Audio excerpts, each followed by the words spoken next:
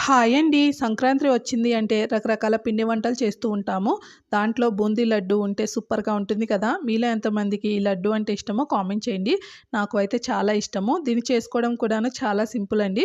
ముందుగా దీన్ని అయితే బూందీని మనం రెడీ చేసుకోవాలి అన్నమాట.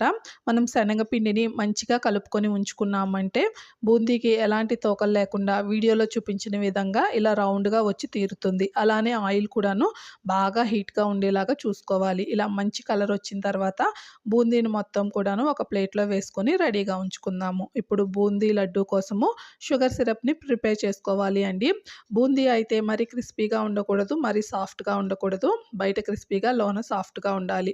అలానే షుగర్ సిరప్ అనేది జస్ట్ తీగ పాకం వచ్చిన తర్వాత బూందీ, డ్రై ఫ్రూట్స్ అన్నీ వేసేసి కాస్త చేతితో పట్టుకునే వేడి ఉన్నప్పుడు కావాల్సిన సైజుల్లో లడ్డూలు చుట్టుకుంటే సరిపోతుంది. ఫుల్ వీడియో ఛానల్ నేమ్ కింద ఇస్తున్నాను, చెక్ చేయండి. వీడియో నచ్చితే లైక్ చేసి ఛానల్‌ని సబ్స్క్రైబ్ చేయండి. Thank you.